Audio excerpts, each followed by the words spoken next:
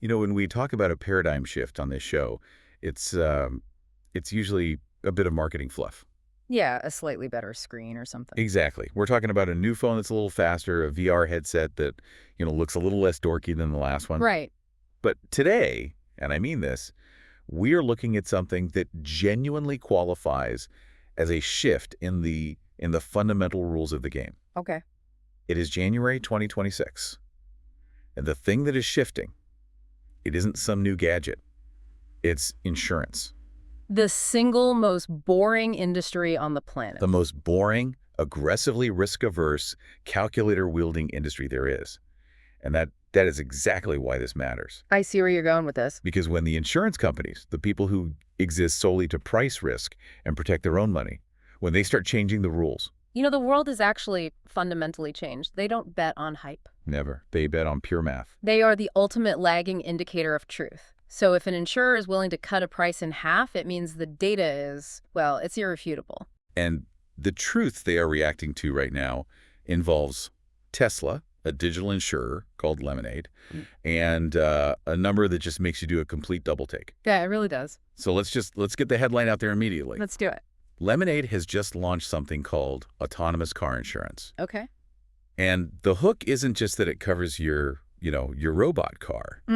The hook is the discount. A 50% discount on your per mile rate? 50. 50.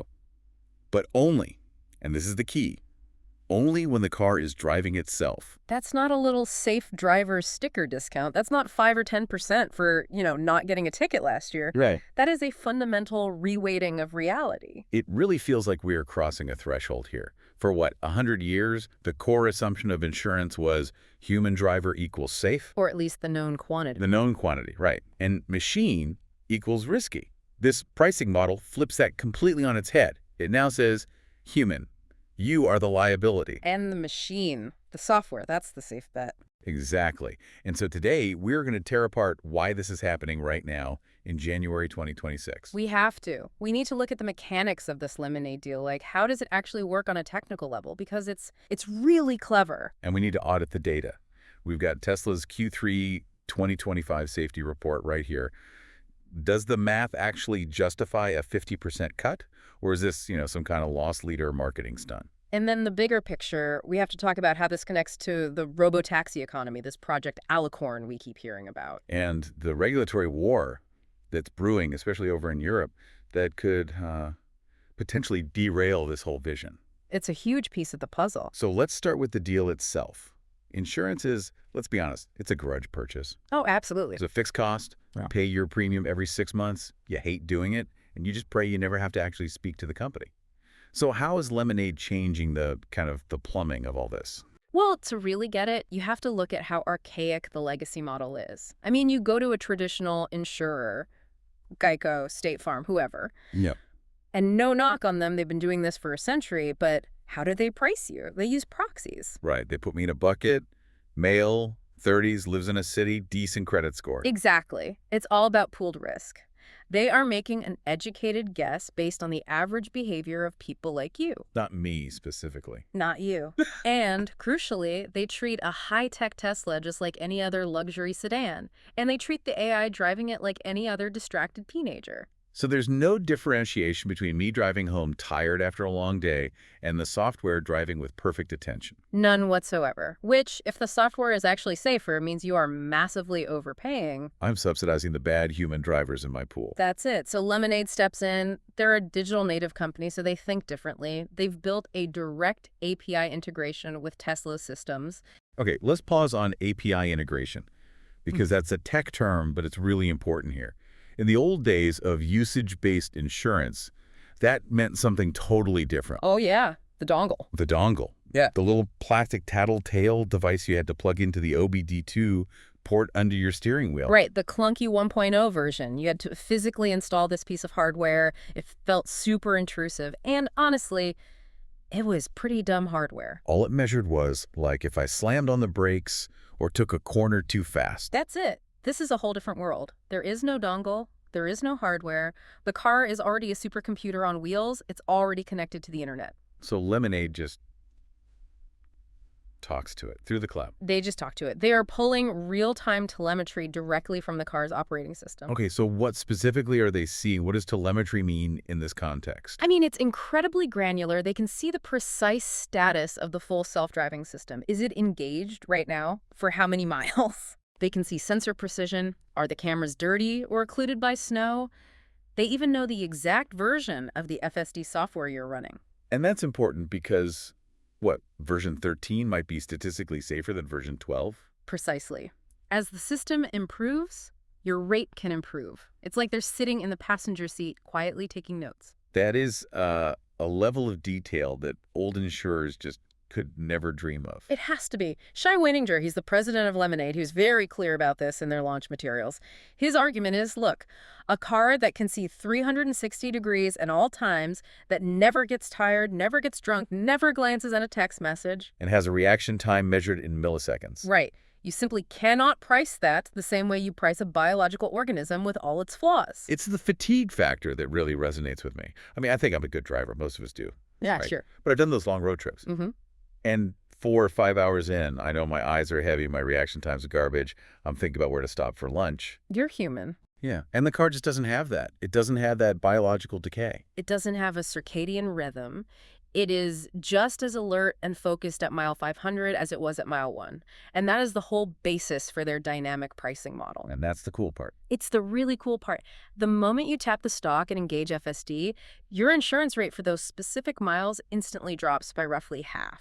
So you're being financially rewarded in real time for handing over control to the machine. Yes, for making the safer choice. I mean, the incentives finally line up. This is like the holy trinity of incentives. How so? Well, Tesla wants me to use FSD so they can gather data and validate the system. I want to use it because, frankly, it's less stressful, and now it saves me a ton of money. And the insurer, Lemonade, wants you to use it because it dramatically lowers their risk of ever having to pay out a claim. Yeah. Everybody wins. And Winninger, he went even a step further in the press release, didn't he? He did. He said that as Tesla releases these over-the-air OTA software updates, and the data proves the system is getting even safer. Lemonade will lower the rates even further. That's right. He stated that his ultimate goal, and look, this sounds like hyperbole, but if you follow the math, he's serious, is to eventually insure FSD-driven vehicles for almost free. Almost free. I mean, that sounds like a line from a pop-up ad. How can insurance possibly be free? Well, just think about the first principles of insurance, right? What is a premium? It's just a pool of money that a company collects to pay for future accidents. Okay. So if the accident rate approaches 0, what happens to the size of the pool you need? Mathematically, it also has to approach 0. It has to. Plus, whatever, thin margin they need to run their servers and pay their data scientists. If there are no crashes to pay for, their cost of goods sold is effectively nothing. Okay, but that brings us to the massive if that's just been hanging over this whole conversation. If the accident rate approaches 0. The billion-dollar question. We can't just take the marketing department's word for it. We need to look at the actuarial data, and we have it. We have the Q3 2025 safety report from Tesla right here in a stack. Let's get into it. So does the data actually justify a 50% price cut? I think it more than justifies it. And you have to remember, Lemonade isn't a charity. They are a publicly traded company with shareholders. Right. They are betting their entire bottom line on these numbers. If they're wrong about this, they go bankrupt. It's that simple. So hit us with the stats. What is the scoreboard actually saying? Okay, so in the third quarter of 2025, Tesla's data showed 1 crash for every 6.36 million miles driven on autopilot or FSD. 6 million miles. That number is just, it's too big to visualize. I drive maybe, 12,000 miles a year. Most people do. Put that in context for me. How does that compare to a regular human driver? Okay, so let's use the official U.S. government data. The NHTSA, that's the National Highway Traffic Safety Administration. Their data shows the U.S. average for a human driver is 1 crash roughly every 702,000 miles. 700,000. Okay, so let me do the quick math. That means the Tesla system is nearly 9 times safer. It's a 9x difference. It is statistically an order of magnitude safer to let the computer drive than the average human. That's staggering. It is. Now, to be fair to the skeptics, and we should always be skeptical of data that comes from a manufacturer, we need to add some nuance here. Okay, what's the catch?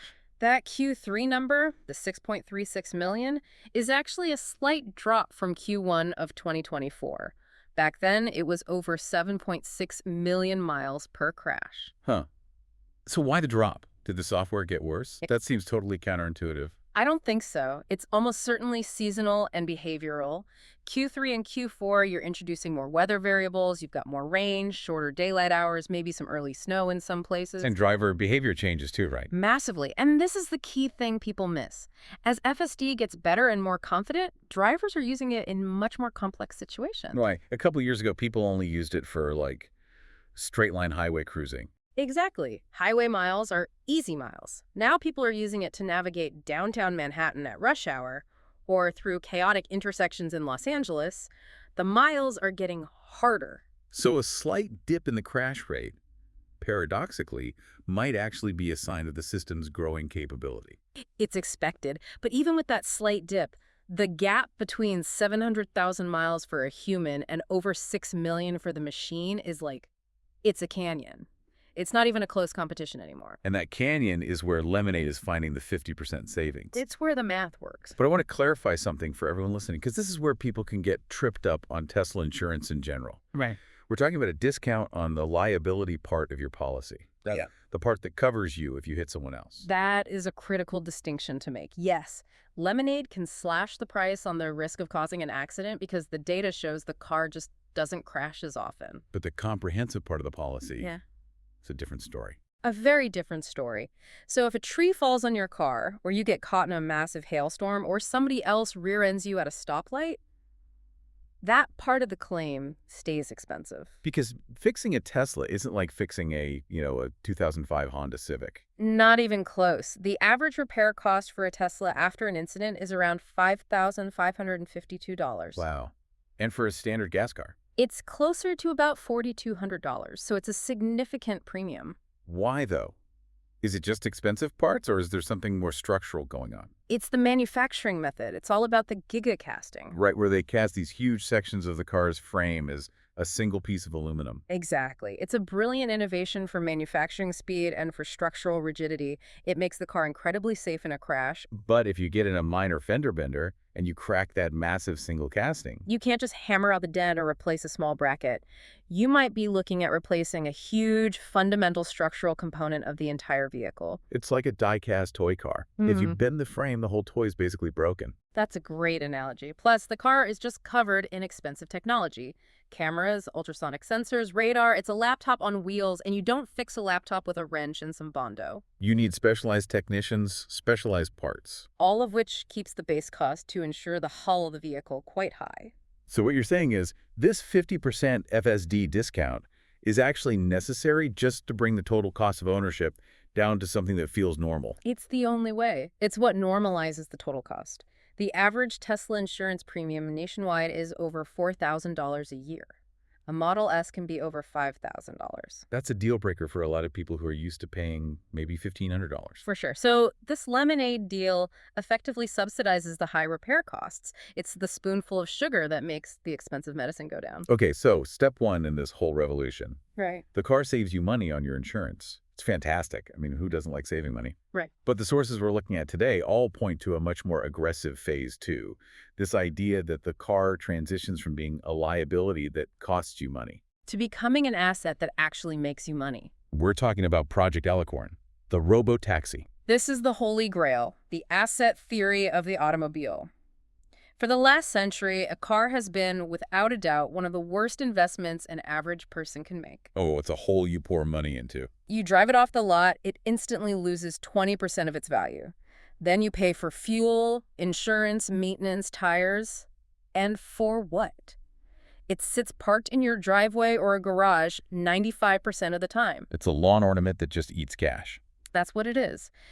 The robotaxi vision, Project Alicorn, flips that script entirely.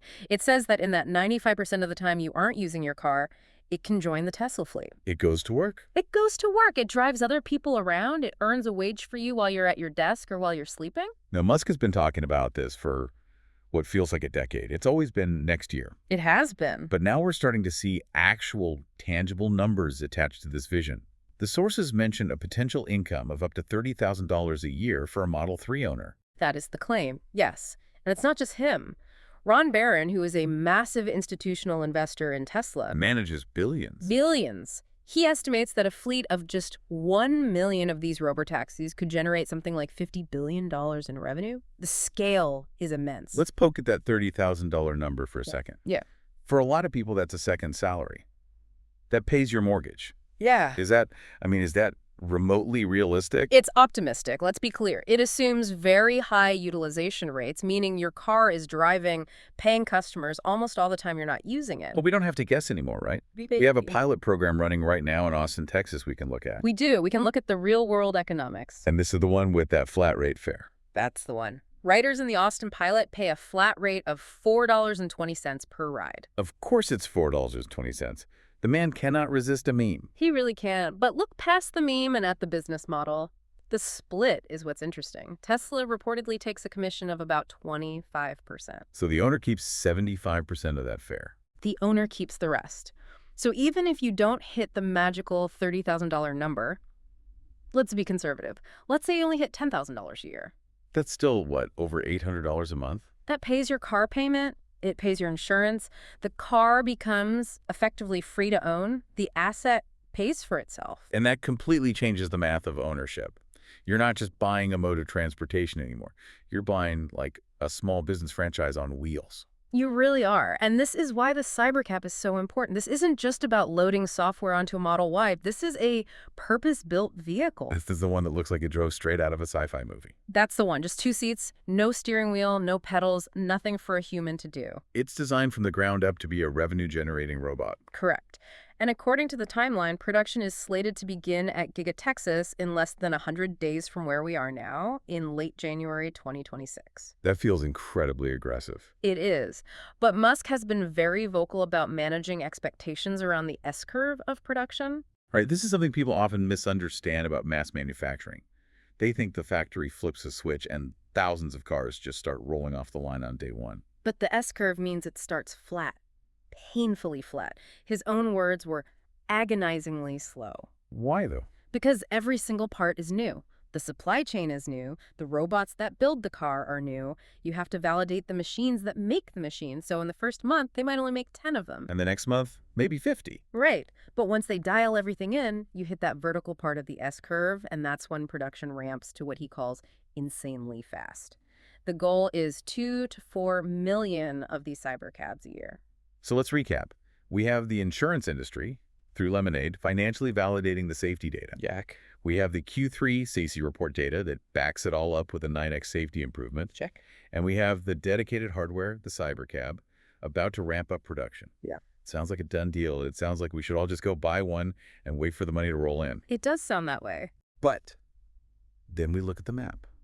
And the map is messy. The map is a patchwork quilt of permission slips. This is the big, unavoidable regulatory reality check. The technology is global, but the regulation is stubbornly local. That's the perfect way to put it. So let's do a quick tour of the world. Where can you actually do this stuff today? We mentioned Arizona for the Lemonade launch. Why Arizona?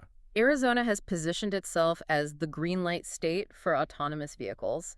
Back in November 2025, Tesla officially secured a TNC permit there. TNC. That's Transportation Network Company. Exactly. It's the same legal classification that Uber and Lyft operate under. That permit is the golden ticket. It allows for paid commercial ride-hailing services. So that's why Lemonade started there. The law says, yes, you can charge for robot rides. And the insurance now says, yes, we will cover you if you do. The two essential pieces came together there first. What about California?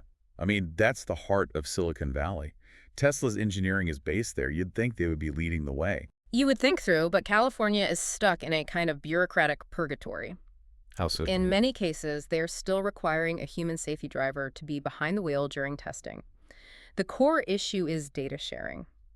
To get a permit for fully driverless operations, the California DMV is demanding a level of data transparency access to raw data, incident reports, logs that Tesla has historically refused to provide. They don't want to hand over the proprietary keys to the kingdom. They see it as their secret sauce. So you have this standoff. The state says, show us the code.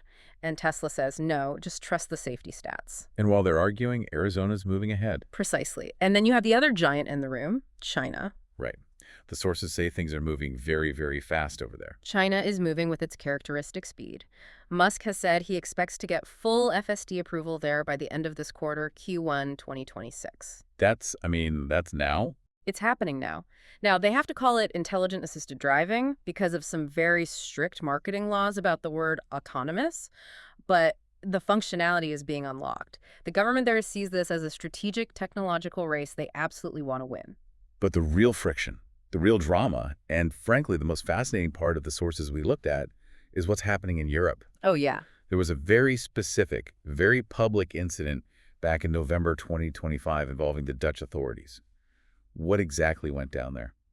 So this was a fantastic and very public spat, and it really highlights the massive cultural gap between Silicon Valley's move fast and break things ethos. And Europe's precautionary principle. Exactly. What happened was Tesla's social media team put out a post claiming that the RDW, that's the Dutch Vehicle Authority, a key regulator for all of Europe, had committed to approving FSD by February 2026. Okay, sounds great for Tesla. Stock price probably ticked up. Everyone's happy. For about 5 minutes. Then the RDW immediately fired back with a public denial, a very stern public denial. What did they say? They said, effectively, no, we did not promise you anything. February 2026 is the target date for you to demonstrate compliance with our rules, not the date of our approval. Ouch. That is a stinging public correction. It's like, you don't tell us when we approve you, we'll tell you when and if we approve you. That's exactly the message they sent. And this all stems from a really deep philosophical disagreement on how this kind of software should even work.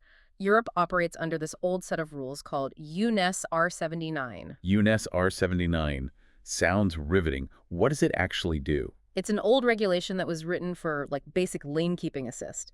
And it says a car's automated steering system cannot apply more than a certain very low limit of lateral acceleration. It can't make sharp turns. So even if the Tesla's AI can see a clear path and could safely navigate a roundabout or a sharp city corner, the law says, nope, that's too aggressive for a computer. You have to turn much slower or just disengage and give control back to the human.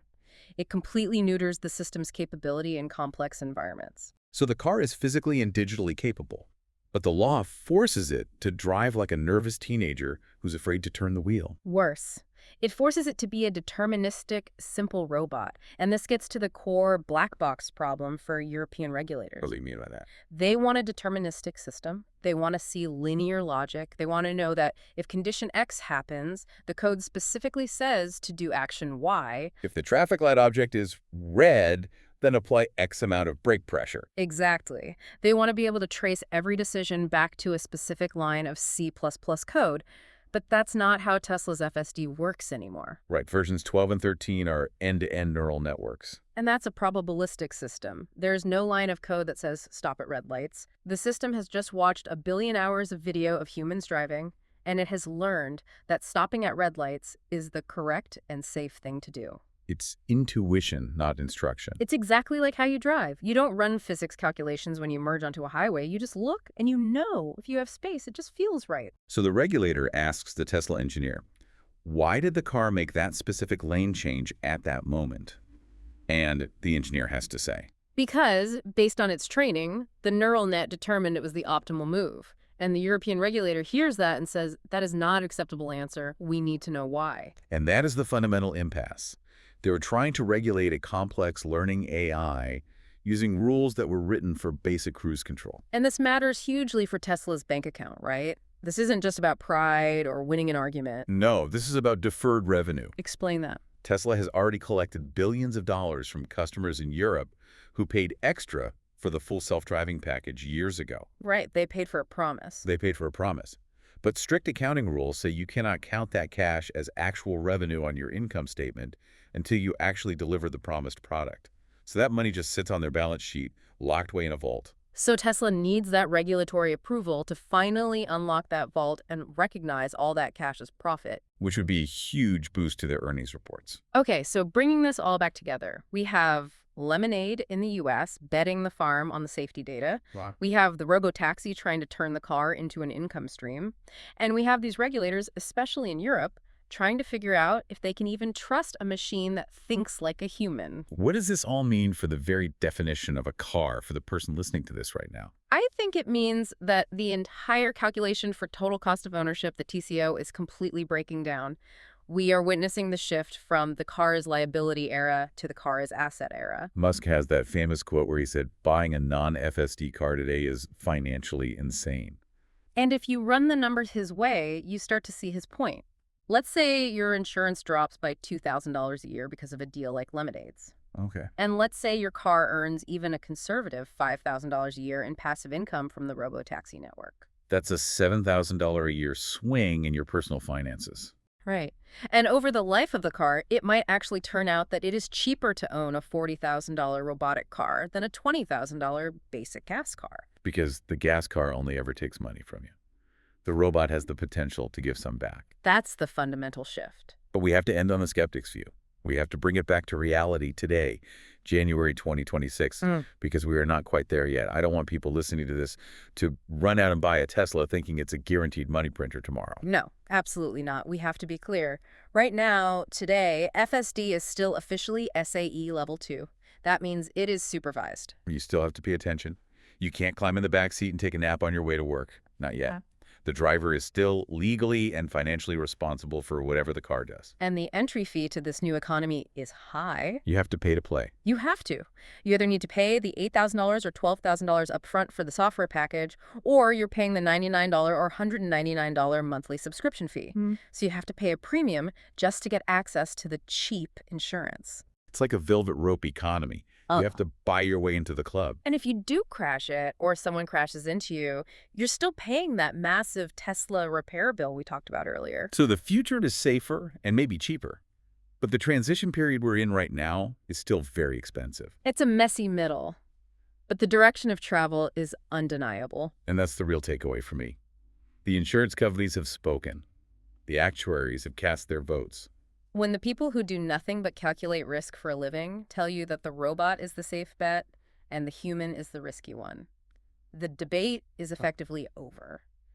Now it's just a matter of logistics and paperwork and regulatory catch-up. So watch the dates, January 26th for the Lemonade launch in Arizona, and watch what happens in February with that regulatory showdown in Europe. These are the moments where the future actually lands. It's going to be a wild year to watch. You know, I want to leave our listeners with one final thought to chew on. Oh. We've spent this whole time talking about giving discounts to let the robot drive. But let's flip that coin over. If insurance companies are proving, with hard data and real dollars, that humans are the dangerous, unpredictable variable in the driving equation, how long until the human driver discount disappears entirely? And becomes the human driver penalty. Exactly. How long until manually driving your own car becomes a high-risk luxury hobby like skydiving or rock climbing, something that makes your insurance premiums go up? The day when you get penalized for wanting to hold the steering wheel yourself. How long until we are the ones who become effectively uninsurable compared to the machine? We might be the last generation that can actually afford to drive ourselves to work. That's a sobering thought. Thanks for listening to this deep dive. We'll catch you on the next one.